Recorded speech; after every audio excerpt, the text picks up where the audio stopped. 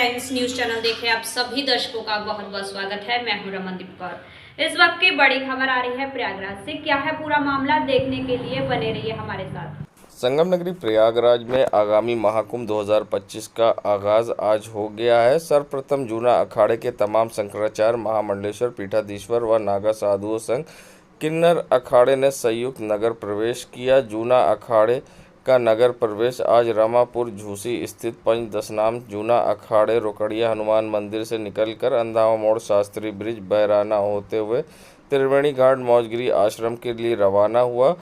पहले ही रवाना होने से पहले विधि विधान से पूजा अर्चना की गई और साथ ही ऐसे में यहाँ पर प्रसाद ग्रहण किया साधु संतों ने।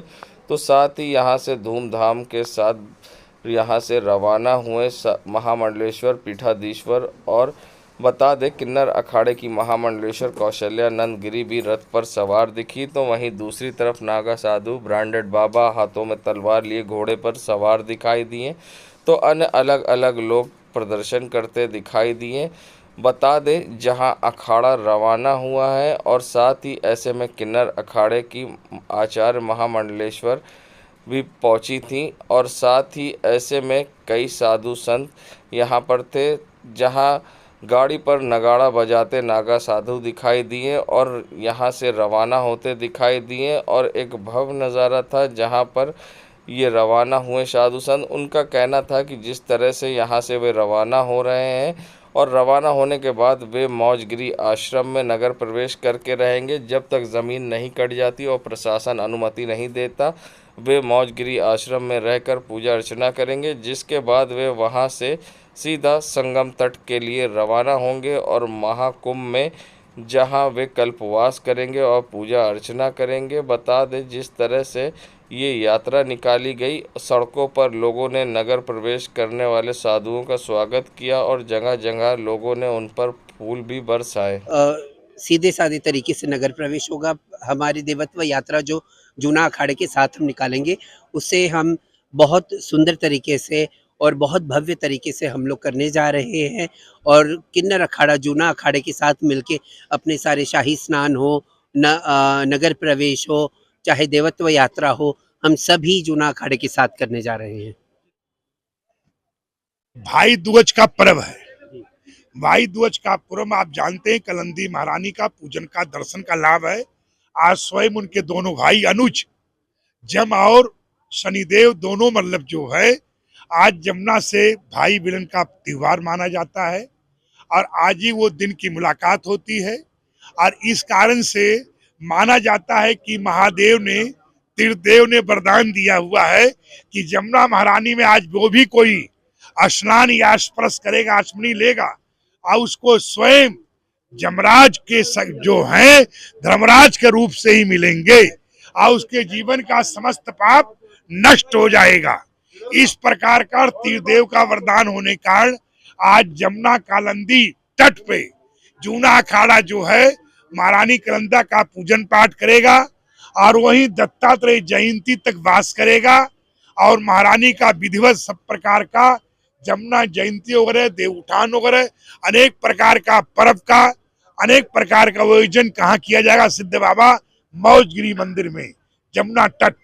इसलिए आज का नगर प्रवेश का नियम है कि किसी नगर में कुंभ मेले के जूना अखाड़े की विशाल आबादी होने कारण आप अनेक प्रकार की व्यवस्थाओं के लिए समय के साथ प्रशासन के पास समय रहे और सब रहे। इस प्रकार की हमारा जो परंपरा थी कि हम शरद पूर्णिमा को इस रामापुर में आए थे और उसके शरद पूर्णिमा पे गंगा स्नान हुआ और गंगा स्नान करने के बाद अब जमुना स्नान चलेगा। कार्तिक का महीना आप जानते हैं, कालंदी का उत्सव होता है और वहीं पे कालंदी उत्सव वगैरह मनाया जाएगा, जमुना जयंती वगैरह मनाया जाएगा। और जो है देव उठान, भगवान नारायण आप जानते हैं कि वो उठ रहे हैं, उसी तरीके से देव उठान पे, देव दिवाली पे जमुना जी का पूजन पाठ चलेगा। कालंदी का पूजा दत्तात्रेय जयंती को हम लोग फिर सरकार की अनुमति मिलने के बाद, कुंभ मेला प्रशासन की अनुमति मिलने के बाद, जमीन कटने के बाद भागीरथी तट संगम पे कुंभ मेला में प्रवेश करेंगे। नमः पार्वती। संगम नगरी प्रयागराज में आज महाकुंभ को लेकर जहां साधु संतों ने नगर प्रवेश किया, तो वहीं आज पंचायत भवन के सभागार में कुंभ को लेकर सांस्कृतिक कार्यक्रम का आयोजन एमएलसी सुरेंद्र चौधरी के द्वारा किया गया, जिसमें मुख्य अतिथि के तौर पर डिप्टी सीएम केशव प्रसाद मौर्य ने शिरकत की। तो वहीं उन्होंने भव्य, दिव्य और सुरक्षित कुंभ की बात कही, तो अखिलेश यादव के बयान पर पलटवार किया, तो कहा कि उनका समय पर भ्रष्टाचार, नकल माफिया, भू माफिया हर कोई सक्रिय था और उनके बयान पर बस इतना ही कहता हूं कि 100 चूहे खाकर बिल्ली हज को चली। वहीं कार्यक्रम के आयोजन एमएलसी सुरेंद्र चौधरी का कहना था कि महाकुंभ को प्लास्टिक मुक्त बनाने के लिए संकल्प दिलाया जा रहा है और आज साधु संतों ने नगर प्रवेश किया, तो उसी को लेकर सांस्कृतिक कार्यक्रम भी किया जा रहा है और इस बार कुंभ स्वच्छ, सुरक्षित और भव्य दिव्य होगा। और ऐसे में यहाँ पर एमएलसी सुरेंद्र चौधरी के आज जन्मदिन होने के कारण केक काट कर भी खुशी मनाई गई। जबरदस्त तैयारी चल रही है। आज जिला पंचायत सभागार में प्रयागराज कुंभ की तैयारियों को लेकर के परिचर्चा के साथ साथ अनेक सांस्कृतिक कार्यक्रम होने जा रहे हैं। हमारे विधान परिषद के सम्मानित सदस्य, युवा नेता और जो संसदीय अध्ययन समिति श्री सुरेंद्र चौधरी जी का जन्मदिन भी है, उनको जन्मदिन पर बहुत शुभकामना देता हूं। यह भी साथ में जरूर कहना चाहूंगा कि इस बार दीप पर्व जो है शानदार ढंग से मना है। इस बार श्रृंगेरपुर धाम में और भरद्वाज आश्रम में दीपोत्सव का भी प्रारंभ हुआ है। फूलपुर का भी विधानसभा का उपचुनाव है। इसके साथ ही प्रदेश की 9 विधानसभा सीटों के भी उपचुनाव हो रहे हैं और हमें पूरा विश्वास है अधिकांश सीटें भारतीय जनता पार्टी गठबंधन जीत रहा है और झारखंड और महाराष्ट्र भाजपा की बड़े बहुमत से सरकार बनने जा रही है। और मैं श्री सुरेंद्र चौधरी जी को आज जन्मदिन के अवसर पर उनको बहुत शुभकामनाएं देता हूं।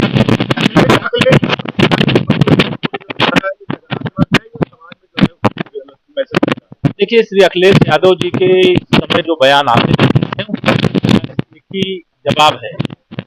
श्री अखिलेश यादव जी यानी समाजवादी पार्टी के मुखिया, उत्तर प्रदेश के पूर्व मुख्यमंत्री, जब उत्तर प्रदेश की वामपंथी समाज सरकार चलाते थे तब चारों तरफ अराजकता थी, अत्याचार था, गुंडागर्दी थी, दंगे थे, जमीनों पर कब्जे थे, खनन माफिया से लेकर शराब माफिया से लेकर नकल माफिया से लेकर भर्ती माफिया तक सब सक्रिय थे। और आज जब उनके द्वारा कोई भी बात कही जाती है तो मैं यही कहता हूं कि जैसे 100 चूहे खा के बिल्ली हज को चली। धन्यवाद।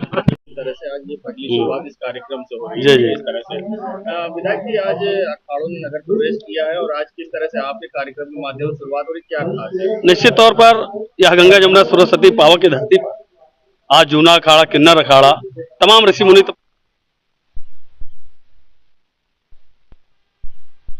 और यह कुंभ मेला भी, कुंभ उत्सव भी रखा गया है, महोत्सव जो ऐतिहासिक रूप से मनाया जा रहा है। उनके स्वागत में ऋषि मुनि तपस्वियों के जूना अखाड़ा से लेकर जितने भी अखाड़े हमारे ऋषि मुनि के लिए, उनके हम लोग प्रेरक मानकर उनके स्वागत में हम लोग यह कार्यक्रम भी कर रहे हैं कि इतिहास रचा जाएगा कुंभ मेला में कि किस तरीके से हमारे ऋषि मुनि तपस्या करते करते महाकुंभ, अर्धकुंभ तमाम लगते हैं। आज वह पवित्र जल का बहुत बड़ा कीमत होता है, इसी के जल से हम लोग आज जाने जाते हैं। इसीलिए तीर्थराज प्रयाग, गंगा जमुना सरस्वती, लेटे हनुमान, सरस्वती खूब अच्छे भट्ट, यहाँ पे तमाम शहीद भगत सिंह भी यहाँ पे हैं, तमाम लोग हैं। तो यहाँ ऋषि मुनि तपस्वियों की धरती है।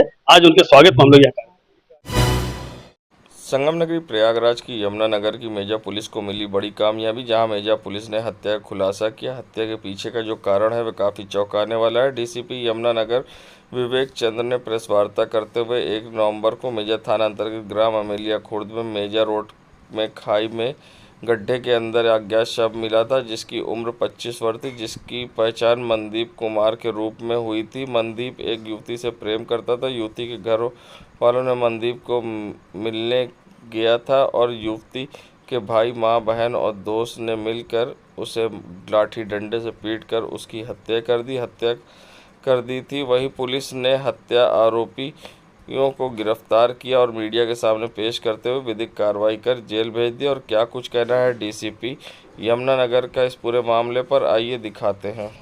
1 नवंबर 2024 को थाना मेजा अंतर्गत अमीलिया खुर्द गांव के पास सड़क के किनारे की खाई में एक डेड बॉडी प्राप्त हुई थी। इसकी पहचान 25 वर्षीय युवक मनदीप सन ऑफ बनवारी निवासी चंदेलन कापुरा थाना करछना अंतर्गत के रूप में हुई थी। कल परिजनों द्वारा तहरीर प्राप्त हुई थी, उसमें हत्या की धाराओं में मुकदमा पंजीकृत हुआ पोस्टमार्टम इत्यादि के पश्चात। उसके बाद आज घटना का सफल अनावरण करते हुए थाना मेजा पुलिस द्वारा 3 अभियुक्तों को गिरफ्तार किया गया है। इसमें घटना का कारण ये प्रकाश में आया है कि ये जो मृतक है मनदीप, ये अमीलिया खुर्द की रहने वाली एक लड़की से इसकी बातचीत होती थी, कुछ रिलेशन था। 30 अक्टूबर 2024 की शाम में ये उसके घर पे गया था, जहाँ पे लड़की के भाई, लड़की के मदर और लड़की के भाई के दोस्त प्रदीप पटेल द्वारा, इन तीनों के द्वारा इसको मारा पीटा गया और उसके बाद इसको उस खाई में फेंक दिया गया और जिसके पश्चात फिर 1 नवंबर को इसके डेड बॉडी वहाँ से मिली थी। संगम नगरी प्रयागराज के उतराव थाना क्षेत्र के आरा कला गांव में दीपावली के दिन विवादित जमीन पर दिए जलाने को लेकर पड़ोसियों के बीच में दोनों पक्ष में जमकर मारपीट हुई। दोनों पक्ष के आधा दर्जन से अधिक लोग घायल हुए थे। घायलों के इलाज जिला अन्य अस्पताल में चल रहा था। वहीं दिलीप कुमार दुबे के भाई और अंकल का आज निधन हो गया है। इसके बाद परिजनों में आक्रोश है। वहीं दिलीप कुमार के घर के बाहर लोगों की भीड़ इकट्ठा है और शव को रखा गया है। और दिलीप का आरोप है कि प्रशासन और एसडीएम द्वारा कोई मदद नहीं मिली है। बता दें कि पहले ही पुलिस ने दिलीप की तहरीर पर मारपीट में 10 लोगों के खिलाफ मारपीट हत्या का प्रयास का मुकदमा दर्ज किया था। दिलीप कुमार दुबे की तहरीर पर पुलिस ने रविशंकर यादव, ध्रुव शंकर, रतन सिंह, लवकुश, राम अभिलाष, धारा सिंह, कुलदीप, विकास यादव, चिंतामणि, विपिन यादव अज्ञात के खिलाफ मुकदमा दर्ज कर मामले की जांच कर रही थी। वहीं उतराव पुलिस ने मारपीट कर हत्या के प्रयास करने के आरोप में एक पक्ष के सुनील कुमार, ध्रुव शंकर, रवि शंकर, पुत्रगण राम अभिलाष एवं दारा सिंह को गिरफ्तार कर जेल भी भेज दिया था। ऐसे में आज अब लोगों में आक्रोश है। बता दें, जहां युवक की मौत के बाद दिलीप के अंकल की भी मौत हो गई है। एक तरफ भाई की मौत तो दूसरी तरफ अंकल की मौत के कारण अब लोगों में घर परिजनों में आक्रोश है। ऐसे में वे उनकी मांग है कि सख्त से सख्त कार्रवाई की जाए। और क्या कुछ कहना है इस पूरे मामले पर, आइए दिखाते हैं आपको। आप अपना नाम बताइए भैया। मेरा नाम दिलीप कुमार दुबे है और मैं आराकला कजरीगढ़ का निवासी हूँ और तहसील हटिया है और ब्लॉक शहदाबाद और प्रयागराज जिला है मेरा जी। और मेरा 31 तारीख को जो है शाम को दीपावली के पर्व पे हम लोग सब परिवार सहित रोड के यहाँ पे जो है दिवाली मना रहे थे और दिया जला रहे थे। तो मैं यहाँ पे आया था तो कुछ लोग, मुझे पता नहीं चला, मेरे भाई लोग आए थे तो यहाँ पे ये हाथे के ऊपर से जो है वो दिया रखने के लिए आए थे जी। तो उनके घर के जो है रवि शंकर, ध्रुव शंकर, रतन सिंह, लवकुश यादव, रामविलास यादव और चिंता यादव, कुलदीप यादव, विपिन यादव और जो है विकास यादव और चिंतामणि यादव और कुछ यासीनपुर से जो है दारा सिंह के जो है रिश्तेदार थे और स्वयं दारा सिंह भी थे जी। हाँ, इन लोग ने डायरेक्ट अटैक करके हमला बोल दिया, गाली गलौज और माँ बहन की गालियाँ देने लगे जी। और गड़ासा और जो है सरिया निकाल लिए और लाठी, लगभग 15-20 जन थे। उन्होंने ऐसा तड़ातड़ पीटना चालू कर दिया कि किसी को मौका ही नहीं दिया और न किसी को जो कुछ करने का मौका दिया और सबको लहूलुहान कर दिया। जिसमें मेरे सर पे चोट बहुत गहरी, सर पे चोट लगी, 6 इंच घाव सर में हुआ था और उनकी मृत्यु हो गई। उनकी मृत्यु कब हुई? मृत्यु उनकी आज जो है सुबह 11 बजे हुई है और 31 तारीख की घटना है।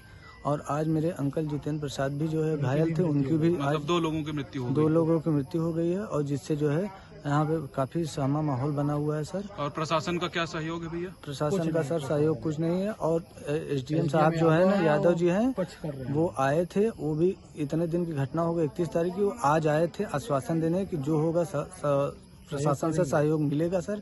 यहाँ जाने चली जा रहे हैं और प्रशासन सिर्फ आश्वासन दे रहा है। आप लोगों की तरफ से कितने लोग घायल हैं? सर हमारे तरफ से सर लगभग 6 जन घायल, 6 जन में 6-7 जन में 2 जन तो हाँ 2 जन चले गए। और उधर से अभी कितने लोग फरार हैं? उसमें सर अभी 5 जन फरार हैं, 5 जन ही मिला है। लाठी डंडे से मार रही थी, महिलाएं भी लाठी डंडा सब चला रही थी और इनका ध्वस्तीकरण किया जाए। जिस जमीन पे आप दिया जलाने गए थे कोई विवाद था? इनकी विवाद हर साल दिया जलाते हैं, ये इनकी विवादित पहले से चली आ रही थी, आज जो है लहू लोहान वाला सीन बन गया। मानक के विपरीत चल रहे शहर में अवैध अस्पताल, स्वास्थ्य शिक्षा अधिकारी पर खड़े हुए सवाल। सूबे के मुख्यमंत्री योगी आदित्यनाथ ने झोलाछाप डॉक्टर व मानक के विपरीत चल रहे अस्पतालों को लेकर जहां सभी जिले के मुख्य चिकित्सा अधिकारियों को कार्रवाई के निर्देश दिए थे। मुख्यमंत्री के आदेश के बावजूद संगम नगरी प्रयागराज में जहां पुराने शहर इलाके में मानक के विपरीत अस्पताल संचालित हो रहे हैं, कई अस्पताल घर में संचालित हो रहे हैं तो कई गेस्ट हाउस में, और कई के पास तो ना पार्किंग है और ऐसे में कई के पास सिंगल एंट्रेंस है। ऐसे में कभी भी बड़े हादसे हो सकते हैं कुंभ के दौरान। वहीं सीएम के आदेश को लेकर उनका कहना था कि जो भी अस्पताल है उसे लेकर हम लोग अस्पताल के बाहर बोर्ड लगवा रहे हैं जिस पर अस्पताल की जानकारी सार्वजनिक हो जाएगी। उसके बावजूद अगर कोई नियम कानून के विरुद्ध अस्पताल चला रहा है तो उस पर भी कार्रवाई की जाएगी। मगर सवाल खड़ा होता है कि क्या बिना लाइसेंस के अस्पताल चल रहे हैं, और अगर इनका लाइसेंस दिया गया तो स्वास्थ्य शिक्षा अधिकारी ने किस आधार पे इन्हें लाइसेंस दिया है, ये भी एक जांच का विषय है। सिर्फ पुराने शहर में ही नहीं, समूचे शहर में और साथ में जनपद के अन्य भी जितने भी चिकित्सा संस्थान हैं हमारे, उनके लिए ये आवश्यक हो गया है एक नियम के तहत कि वो अपना जो भी पंजीकरण उनका हुआ है मुख्य चिकित्सा अधिकारी कार्यालय में, उस पंजीकरण से रिलेटेड एक निर्धारित प्रारूप पर एक सूचना पट्ट पर अपने चिकित्सालय के बाहर एक बोर्ड लगाएं जिसमें वो सारी सूचनाएं हों कि उनका पंजीकरण कब से कब तक का है, उनके यहाँ कौन कौन सी पैथी की प्रैक्टिस होती है, कौन से विशेषज्ञ उनके यहाँ आते हैं। तो ये जिसको हम डिस्प्ले ऑफ इंफॉर्मेशन कहते हैं, तो ये डिस्प्ले ऑफ इंफॉर्मेशन के नियम को हम सख्ती से और पालन कराने जा रहे हैं जिससे कि जो क्रेडिबल चिकित्सालय हैं वो तत्काल जो हमारे इस तरह के चिकित्सालय हैं जो अपंजीकृत हैं उनसे अलग बिल्कुल दिखने लगे। तो बाहर से ही जनता को पता चल जाएगा कि ये चिकित्सालय हमारा पंजीकृत है, ये चिकित्सालय नहीं पंजीकृत है। जैसे कि हॉस्पिटल चल रहे जिनके पास ना पार्किंग है, जी, ना सारी व्यवस्था, एंट्रेंस भी एक ही है, उसमें भी पार्किंग है, और अगर इस तरह की कोई घटना होती है जी, और क्योंकि कुंभ में यहाँ पे काफी लोग आएंगे जी, तो उस पर किस तरह से अभी हाल ही में क्या होगा? जी बिल्कुल। देखिए, चिकित्सा संस्थानों का जो पंजीकरण होता है उसमें कई डिपार्टमेंट्स का रोल होता है। उसमें हमारे नगर निगम का रोल है, फायर वालों का रोल है, बायोमेडिकल वेस्ट मैनेजमेंट के लोगों का रोल है। तो उन सबके सर्टिफिकेट्स जब तक नहीं आते हैं तब तक हम ऐसे चिकित्सालयों को अमूमन रजिस्टर नहीं करते हैं। इसको और भी गहनता से रिव्यू किया जाएगा एक बार जब हम ये डिस्प्ले ऑफ इंफॉर्मेशन वाला अपना जो मुहिम हमने चलाई हुई है वो कंप्लीट हो जाती है। तो देश दुनिया की खबरों के लिए world media times news channel को सब्सक्राइब करें।